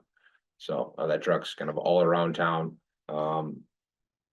Smaller vehicle, again, so it wouldn't be plowed on the same frequency as, say, Old Marlboro Road. The truck comes over, the routes vary, the route length time. Obviously, the more mileage you add to a route, the longer it takes. So our routes typically take between 2 to 3 hours to fully complete, depending on how much snow is falling, the depth of snow, the rate. So a lot also of from a timing of the snow blowing is, does he have to bring extra equipment? This needs to be kind of, let's say, service timing is important, that this cannot be just done with your regular route. So Right, you have to build this in somehow. Right. Yeah. Yeah, and then another question I guess I would have, like it talks about snow plowing. That's one portion of what we do in winter maintenance. Most of the time is de-icing. Yeah. Right, there was no mention of de-icing. Is that even a request? Is it applying road salt to this area? Is that something that's being requested? It wasn't clear. And that is something that, you know, there doesn't have to be any snow on the road. It could just be ice, it could be wet conditions. It's frequent, we do frequent de-icing, as compared to just snow plowing, so. And then how far does that extend? Is it the request to do the parking areas as well? Or is it just the common way? And then if we're, you know. Those are some, I guess, my general kind of comments or statements. And like I said before, I think the biggest thing is like those snow storage areas. If you look at the plan. They're very small in comparison to how much surface area there is. and how would we access those? A lot of those are the, you know, there's two of them here on this plan. They're at the end of the parking area, the driveway. Yeah. Like right here and right here. Yep. Chances are this car is parked there, so there's no way to plow snow. A lot of the snow would end up coming around that curve, probably along that far side. Probably coming up, tied up in front of the cars then. Correct, yeah, or and in front of that last residence, probably a lot of it pushed down there at the end.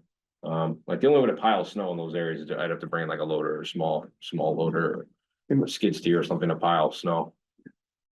May I ask a question?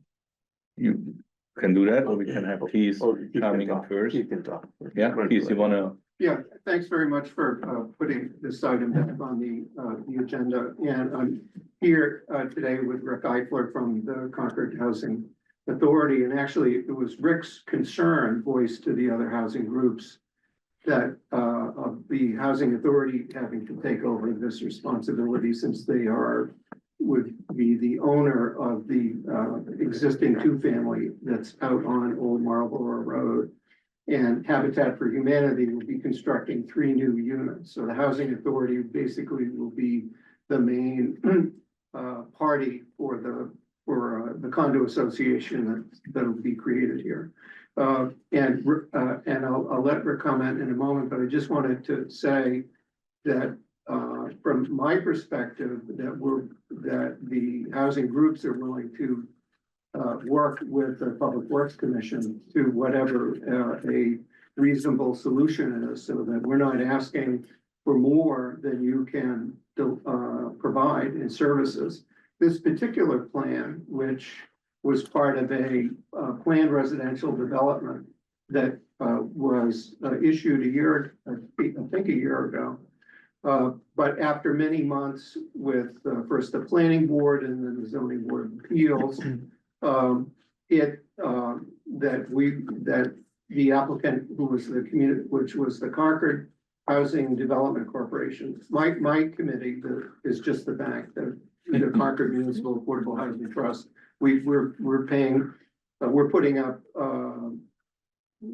it's a $2.5 million project overall. We're putting up almost 1.7 million towards this. And at the time that the planned residential development hearing occurred, the one thing that no one in the room was aware of was the policy that Alan found a month ago, buried deep in the files, that said, oh, in 2001, the Public Works Commission adopted an amendment to its 1964 policy that said that basically to promote, to support affordable housing, that you added affordable housing, you added roads that are private ways open to the public, that serve affordable housing developments that are 100% affordable, which this one happens to be. We learned at the last hearing that that this board has never issued, even though you adopted the policy 24 years ago, you've never approved any affordable housing project. Getting that service, and I know until Alan brought us the policy, I don't know that anyone was aware of the policy. And long way of saying, had we been aware of the policy back a year ago when we were doing the planned residential development, we would be looking at a different plan now, because we would have worked with the town departments. Public Works worked with the applicant on this plan. The fire department worked with the applicant on this plan. And the fact that it has a hammerhead turnaround to get fire equipment in and out presumably means you can get a dump truck in and out too. So, but what I'm suggesting now is that since, number one, the road's not built yet, that we are about to close probably in the next month to begin to proceed with construction of the 3 new units. And I would and I would say that I would hope that the time would exist for, the housing groups to work with the Public Works, staff and see what would, if we had gone back, if we had been aware of this policy at the time the planned residential development would approve, believe me, the housing groups would have asked for the town to plow it. And you would have insisted upon a plan that you could plow. And I would like us to go back to that point. If we had done that the first time, let's do that now. It's not too late. Okay, so you wanna have one comment? so I guess I have a question also. You mentioned that the housing authority is the lead agency for this project. Well, the housing authority. Not yet. Not yet. The housing authority will become the owner of the house. It's gonna be 4 condo units. One of those units has the existing 2-family that's out at 406 Old Marlborough Road. That will be housing authority property. Will be the property manager. And they will be the property manager for the. So I guess my follow-up for the is, condo. housing authority owns and maintains a number of properties in town. They have their own maintenance staff, maintenance team, vehicles, plowing equipment. Have they been consulted their operations staff on the possibility of maintaining this property like they maintain other properties in town? There's a couple different answers to that question. One is we don't have the staff or the equipment to add this to our property. This is a major % increase in what we plow and maintain. Probably a 25% increase if we took on the whole driveway. The other answer to that is this is not a housing authority project. We're just being asked to be a unit owner and a property manager in the sense that we're gonna take in condo fees, put them in a bank and make sure the owners pay their condo fee. The condo fee will pay the snow plowing. And these are all affordable owners and, if they're paying for snow and ice, well, even if they're not paying for snow and ice, their condo fee is going to, these are low income buyers, not medium income buyers. They're below 6% AMI. They will be paying a larger condo fee than they will be mortgage for their house. So, it's important for this project, for the habitat owners, not for the housing authority in the sense of the money. And from the housing authority's point of view, this is not going to be our property. It's extremely difficult to imagine us expanding our staff and our equipment to take on this property as a snow plowing. So we'd add it to the condo fee and hire private contractors, which would be added to the condo fee. Okay. Was that your plan before you learned that there was this possibility of the town maintaining it? Cause you Correct. said you didn't find that out till a month ago Yes, correct. and you thought you could make it work. Yes, but if there's a policy, it would Yeah. help the affordable unit owners. Got it. yes. And to answer the question about plowing and ice, if the policy allows for both, we'd like both. So Yes. I have a follow-up question, Snow and right? ice, we ask. So typically, like what Public Works maintains, right, is the public rights of way, roadways, sidewalks, not private dwellings, right? So is the expectation that there would be hand crews from Public Works shoveling walkways, No. steps No. all the way to the No. houses? No. Who does that level of No, business? the request is for what the planning board has named Rothermel Place, which is a public way, A private way. a private way open to the public. So while the PRD plan shows, the individual property owners, where do they park? It would, it'd be like, I live on White Avenue. And you plow the private way open to the public that I live on. I plow my driveway.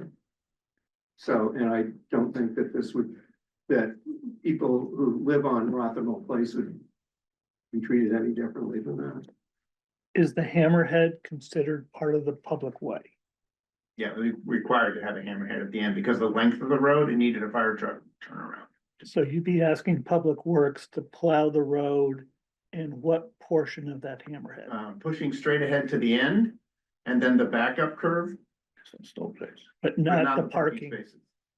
But there's no snow storage at the party yet. Snow storage, I believe, again, Rick Eifler, 14 Pleasant Street. Snow storage, as I understood it, was to just make sure there was adequate land for snow that couldn't be plowed normally, so in excess storms. If, and under a normal circumstance, I would imagine the plow would go down and plow the snow to the edge of the road like normal people. It's not a requirement that all the snow go in the storage. Them That's my understanding. It would be weird to expect all that snow to end up in those two little areas. I don't think it's possible. Yeah. I don't know what the engineer meant. I don't know Did that. who did that. I think it was just somebody put that together with the town, and I don't know who. David, May I ask a question? I'm not clear. Is there any room for redesign here? You know, I mean, you have your needs or criteria for plowing. And it sounds like if you had known about this beforehand, you would have taken this into account. But is this design lockdown? Basically, are you saying this is what we've got for design? We're asking the town if they'll plow it, sort of take it. Yeah, I'd say that there are some procedural things that would have to be changed. For example, if this is a plan that the ZBA approved, there are certain, you know, could the changes, if there are, in order to address the changes that are mentioned, that have been mentioned at the table here today. And I have the understanding that would be doable in conversations we're meeting weekly, every Thursday with town council, with all of the parties to address all the issues that are happening in this very complicated setup. And I think one of the less complicated issues that we could work together to solve is making sure that this roadway layout is something that the Public Works could plow. so. But when do you plan to break ground on this? Soon as the agreement's put together, which is coming up in the next. So, again, the town is always good in rumors, so I was for a rumor mill there. There is an offer from the foundation to cover the cost for 3 years, or there was a discussion around that to cover cost for 3 years. Is that? I think that was, more than a rumor, I thought it was put on the record, Yeah. By the Housing Foundation at the last meeting. So there's a, So there's a stopgap. However, you know, I guess the one question that I defer to the team on is at what point did we think that the road was gonna get constructed? And I would presume that it would. As soon as they start, they'll probably start. Well, they can't do that. It'll be a construction road for. so, Yeah, it'd be a construction road for a good deal of time, and by the time that it is put in final form, I would certainly think that we should work out all the votes. okay, let's do this, because you offered in the beginning, to work with Public Works staff to come to a solution. I think, there's still a lot of questions where, Aaron needs to have, answers to. Sure, absolutely. So I think specifically around the specific specification of work and what is expected. And what can be done and what time and what service levels. Yep. I think my personal view, it has to be clear, whatever the outcome is, this cannot be the same service level like. The normal standard main road, yeah, so. Right. So if I would encourage that we are not taking a decision today, but you take a little bit of time to make a clear specification of work together with Aaron. And if Aaron then still continues to have reservations. Right. I think we typically side with town staff. So I would really encourage to find kind of the flexibility on your end as much as we've tried to find. Absolutely, for example, I mean, your policy standards this plan already calls for a 20-foot wide roadway when your policy only calls for 12. Yeah. So we're, and if we need to go to, I'm just saying 24, if you need to go to some level, let's, or whatever the configuration is, that we're highly motivated to work to the satisfaction of Public Works. Okay, so can we do this that way? All right? We could come back with a plan for the Yeah, commission to. and So we don't need to vote on. no, we don't need to vote. Okay. Yeah, okay. So ask them to come back in a month, or I don't know what the Yeah, timing. whatever time you need to get this done. We'll get it done. Yeah. We can get it done. But tonight. again, it's, I'm also like, if any of you both parties more or less come to the point is it's not going to work and more time is just extending the pain. Yeah, then rather bring it and it falls in a decision to one way or the Yeah. other. Yeah, I don't want to have it hanging out there too One point long. of clarification, I'm a little sensitive to the fact that we don't see certain activities for decades. Yeah. Keith, has this occurred, any other 100% affordable housing initiative occurred where we missed it in the last No, 20 in years? fact- Because we were unaware of it until I did some research, but I would also suggest those in the affordable housing universe should be well aware of it because you have an interest. Well, what I would just offer is that at the March 12th hearing, that what you heard in testimony at that time was Liz Russ from the Regional Housing Services Office, and I think she was working in concert with Elizabeth Hughes, at least, that they had both looked back at everything that we have on the housing inventory. And the determination we've made that there's nothing that came before this one. Right, so I would That suggest would- that it's would- equally that important would for you qualify. to have that on your design basis.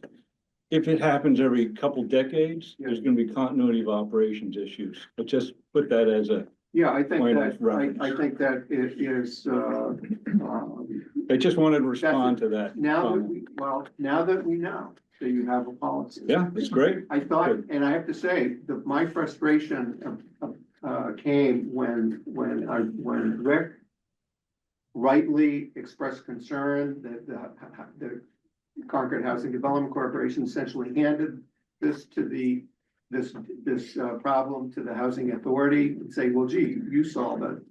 Not a fair thing to do, but I said, wait a minute, Jesus Christ, what's going on here? If this were Provincetown, because I was town manager there for 17 years, I would simply pull out the policy we adopted in 2003 that said, if it's 100% affordable housing, the town does the plowing. And so I was not that surprised to find out, once again, someone said, Concord does it first. You did it 2 years before I did it. And so we were both thinking about the same thing. That town is actually plowing dozens of ways with affordable housing on it. And Okay. hopefully we can do one someday. All right, sorry, we have to look, we are running far beyond our usual schedule. So thank you, Bart. Yeah, thank you. Thank you. Let's go to the next agenda item, which is town meeting warrant article updates. Thank you. Alan, can you quickly go through, Yeah, not this is- going into content, Yeah, it's but fortunate. mainly Yeah. to when is which hearing? So this is more of a heads up. And basically what I want to do is now that the town meeting warrant has been finalized, you should sort of familiarize yourself with it. In the memo, I've identified those specific articles that, we will be directly or indirectly possibly asked to sponsor or speak to, okay? The one exception in the memo that I've learned is the issue with the MCI will be sponsored through the select board. So we'll support that, but that's something that'll be in their court. Next public meeting, we will identify who would speak to what particular articles. The most important ones we have are the borrowing for the roads and safety initiative and the stormwater. Those are the high level important initiatives that this board should be aware of. There are others that are in the warrant that we should be aware of and maybe be, decide if we want to take a position, formalize it as a group, or, does it warrant a response or comment, at town meeting, at the podium, or at the stand. So that's what we'll discuss next week. So Well- just take a look at the, I think we only have one official meeting before the town meeting, so if anything you wanna take or consider for taking a position it's for next meeting. for next meeting, we have to at least, you should go through, flag it. I know already kind of 35. I think we at least should have a discussion around this, which is the stormwater for Orchard House. Yes, which is Yeah. interesting, yeah. Yeah, so, Yep. I think that comes directly into our stormwater part. And then one thing I think is at least the commission should think about, not necessarily, I don't know if they want to take a position or not, is the change of parking requirements at the change of use in commercial districts, because when it allows for change in residential, not triggering parking requirement revisit. And that could affect our winter and overnight parking, winter service, The bands, all, yeah, right. all of that, because residents might park on the street overnight in winter in the main districts. As well as transportation and, Yeah. connectivity issues. It's something Sven's talked about in the past. That right-of-way corridor is precious. That- Which article was that? That is, Oh, that's okay. actually, the hearing for that is actually today Oh, at 7. okay. Yeah, they have two parking. One is a joint parking thing that is, I believe less. And there is another parking. Where is that? There was zoning, I think, was it? Where's the one from? What is still 7? That's joint parking, but there's another one.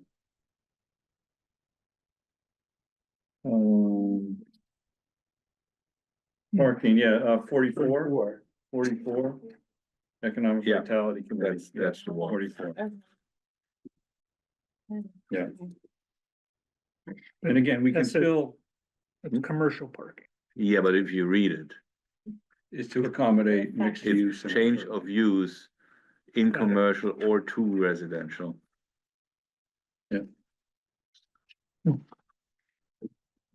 And I'm all for less parking, but gotta be realistic. Yeah, but again, it affects our Somewhere near where you our live. policies. Okay. Then, next on the agenda, we already touched on, where's my script? Well, we Here. went through municipal land use. You working did that, group already. we're coming to the last page, which is a longer one again, we keep it short, proposed stormwater rate and credit policy. Yeah. This is, I think, just for us, not to determine the stormwater rate schedule, but to more or less determine which are the ones that are brought to the hearing, Mhm. which we have at the next meeting. Correct. Come to the Yeah. table. So it's not, Sammy, you're welcome to come up. we are not making a rate decision, we are only deciding what is presented at the hearing. Right, and we're repeating, so we've had long conversations on rates, we've had conversations on credit policies, and we've had conversations on, there's a third, right, to that story. Yeah, Oh, the credits. no, we got the policy credit, so Budget. in the budget. Yeah. In the budget. So this is really to make sure that we can post notice for a hearing for the rates for next meeting, so. Which we have already posted, I think. out of necessity for. Yes. Yeah. So We we have no choice than to approve. I'm sending it tomorrow. I have like a Okay. meeting. I have Okay. a reminder tomorrow is the deadline that I need to Right. Okay. So Steve, you wanna? Yes, so like Alan was saying, we had a lot of discussions. Yeah. And there's two most important steps coming up would be the public hearing scheduled for May before this commission on the billing schedule or the rate schedule and the credit policy. And the next big approval, which is the approval of the article for the budget at town meeting. So there'll be a finance committee hearing as well. So we will plan to come to the day to discuss this. The big discussion would have been at the next meeting because it's a public hearing, but we didn't, because we did not make a decision on the option, the fee option. And you had 4 before you, we don't need to get into them, only if you have questions. We wanted concurrence on the one that was highlighted as the preferred option, which is labeled as option 2B.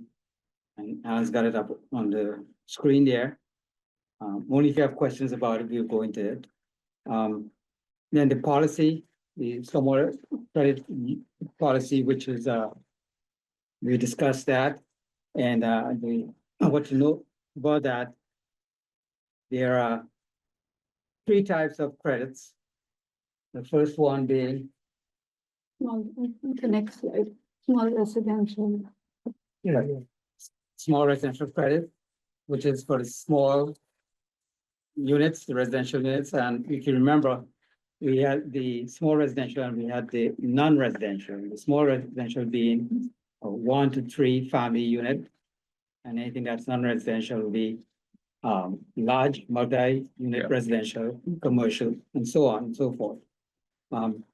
So thing to note here is that they can apply for the credit.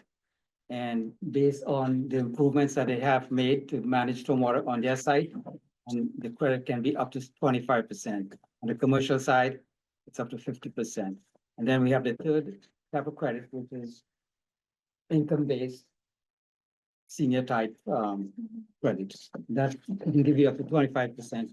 And that is consistent with our other income exactly. senior. No, let's be clear, because there's a lot of issues with income senior. This is income-based residential discount. This is consistent with the credits we allow for the other utilities, water, wastewater, and then CMLP. Yeah, so I think it's important to be consistent. Correct, and that's what, so, yes. Okay. The other thing to note, the budget, so the fee schedule is arranged to the tiered system so we can obtain revenue of up to $1 million. And that's the same budget that we're presenting for town meeting. Okay, and Samuel has been going out to committees and commissions and so on, doing some public outreach. And we are scheduling one before the League of Women Voters. That's going to be coming up soon.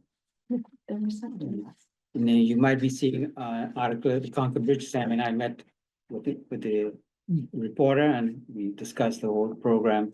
So that should be published. Yeah, I think it's good. Committees like climate action is important.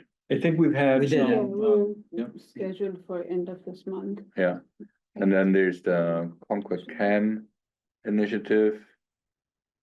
I think that's an important one, at least to inform them. And do we do the coffee? Do we do the? That was, I did the yes. coffee. And you did this is the conservation coffee. Yeah. Which is through the NRC. Mhm. Lots of interest in stormwater, climate. Yeah, if you could pool, when you do coffee, you should invite a Concord Can group. Okay. If you need a contact person, just ping me. Yeah. Right, the one thing, Sven, we want to highlight is what we have on the website. Oh, you got it up? No, it's not a demonstration. Oh, it's not a No, demonstration. this was, I didn't want to get too fancy. No, Oh, no, okay. Things go sideways. don't go fancy with that. So, we do have a link under the stormwater utility fees Yes. where you can click on the link and check That's probably address what the fee. Preliminary estimate. Yeah, so online we have, this has been posted, people are aware it's on, for stormwater, this addresses the whole program. Talks about budget as well, and, the link that people can go to gives them the options of the various, whether it's 1B or 2B or whatever, the different rate. But the proposal for the rates were based on enough granularity so that it, but not too much granular, meaning a smaller lot is not gonna be assessed with little impervious cover. It's gonna be a base fee of possibly, was it $48 or something, is the low end? Yeah. So. And also recognize, and be clear, there are some commercial lots are gonna be tens of thousands of dollars, and the town properties as well. So it affects all properties. Oh, that Emerson Hospital's happy. Oh, yeah, well, these are all people who benefit from the stormwater management that presently is not funded. Okay, so what we need is a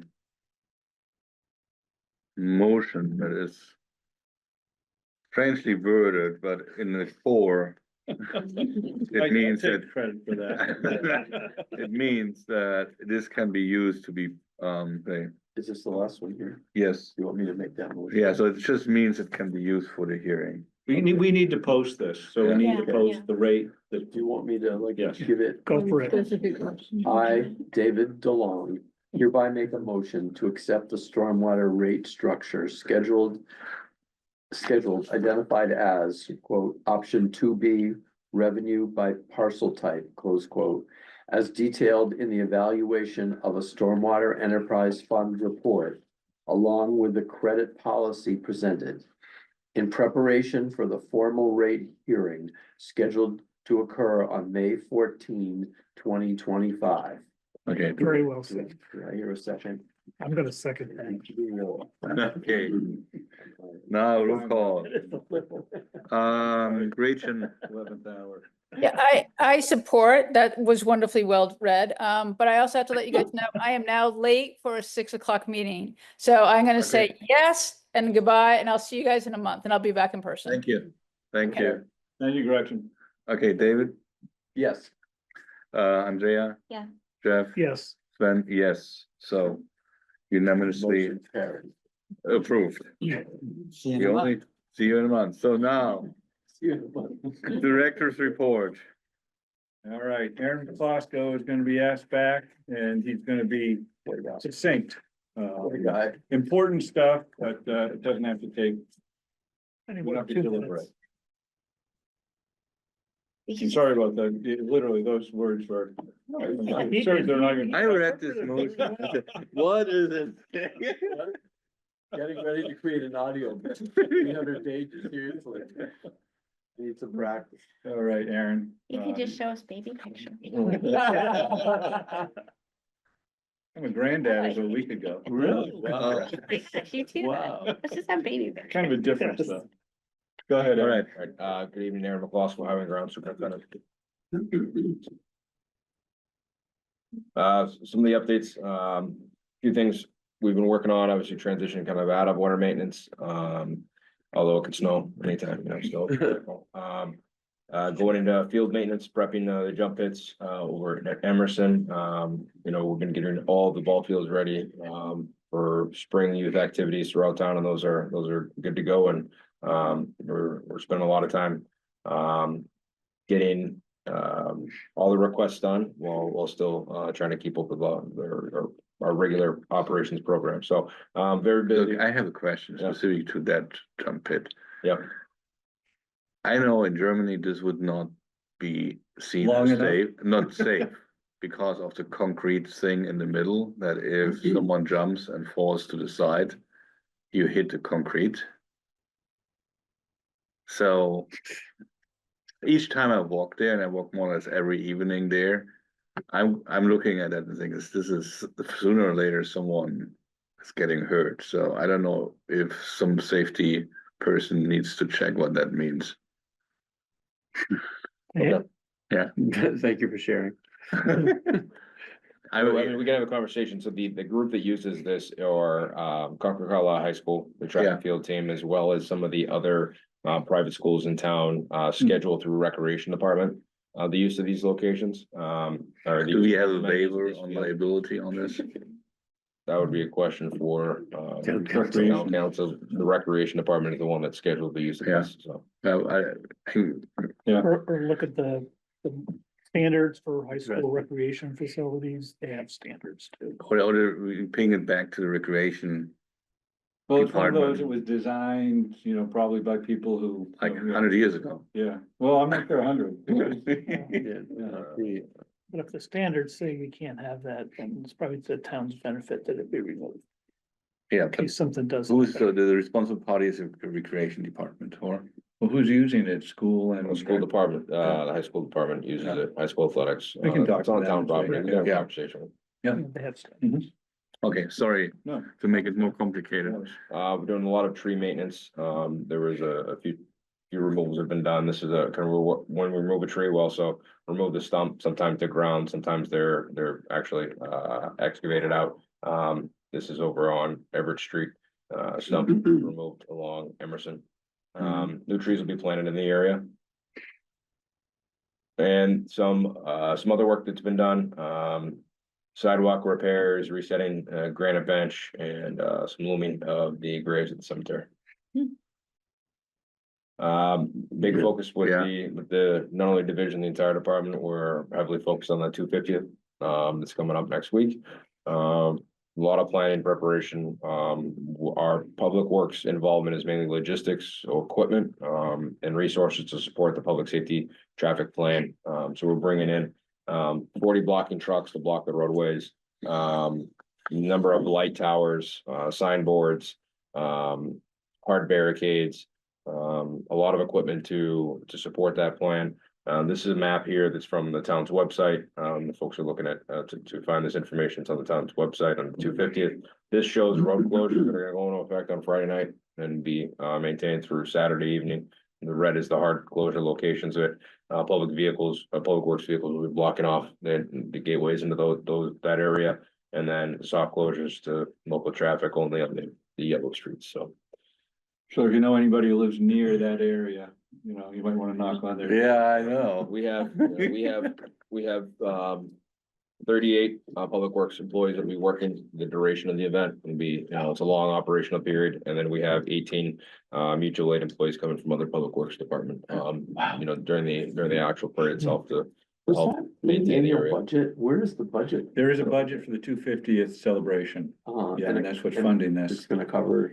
Yeah, there was a 250th article at last year's town meeting. We were asked to provide a budget a little over a year ago, so we budgeted $175,000 just for public works. Staff and equipment to support this event. So it's gonna be okay, the budget. Yeah, with the equipment, we'll be good. The staff were very close. You know, that we're asked to give a budget number over a year before the event, not knowing final details, the final delegation, what was gonna be required for hard closures, the actual time frame.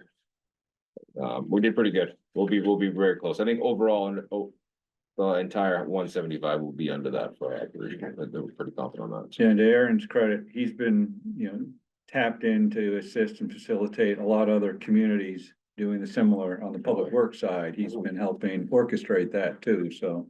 Yeah, a lot of effort, major effort.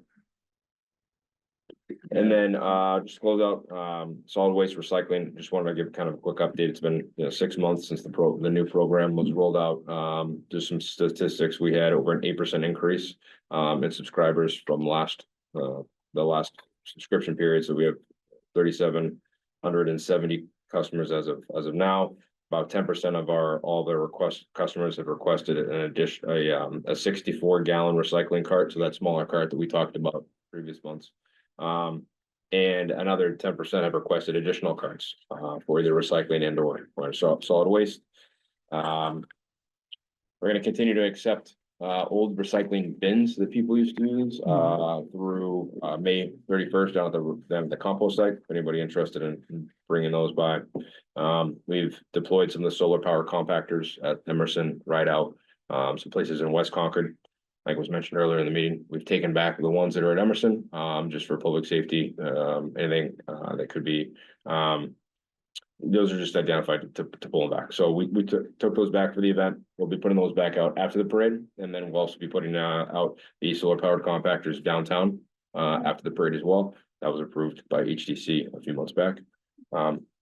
We didn't want to have to put those out and take them back in and put them back out again. So we just kept those in the yard.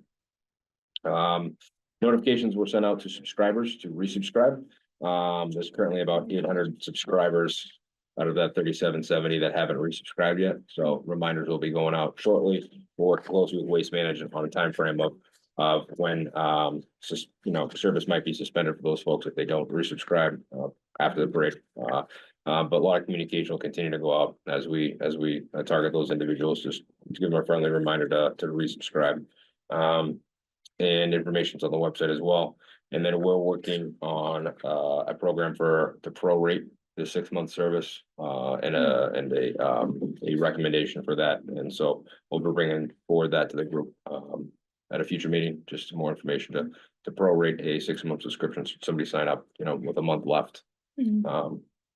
To give them an ability to do that, to pay for what they're actually using rather than an entire subscription period. So we're working on some of those things. One other thing that's really important that's the existing program, this need and administrative task and burden to a customer to resubscribe every 6 months is challenging on a number of fronts. We're exploring because we have to change our billing platform anyway. We're considering adopting that or including into our utility billing platform, which would mean maybe go to a monthly bill, just a subscription, so you don't have to re-up, and basically you'll know what the monthly cost is. Yeah, so, and we're hearing positive feedback on that, so we'll be presenting that in the future. Please. Yeah, I think that it's just a leftover of the old system with the tags and the stickers and all. One question, when will Waste Management start to use kind of this combined truck where they have recycling and trash together? I don't have a date on that. We don't kind of, I guess, micromanage their operation. As far as what equipment they're using specifically. They've had some automated trucks in town on some days, depending on. Okay, so they started. Yeah. And to be clear, we're hearing comments because people are looking for the efficiencies and the sustainability. It's really cost driven. We went that way, but also that we want to have them adopt these things, but it is they're evolving into, they're losing money on, it's less efficient for them right now. So they have an incentive to get to where they wanted to be, and we're not paying more until, it's not used. So we have heard that comment. So I think. Okay, thank you. We have 6:14, yes. Yeah, I'm not gonna comment on timing. The sad was it. Well, Jeff wanted another 15 minutes. That's He right. didn't want this to Soak it end. in. Yeah. You're so thoughtful. Can I make a motion? Please. I'd like You don't have to ask. I, David DeLong, hereby make a motion to adjourn this meeting. Second, I second. given Rachel is not online, we can just do it here. All right. All in favor? Aye. All right. Adjourn Well done. 6:14. Well done. Well done. Well, we should be more-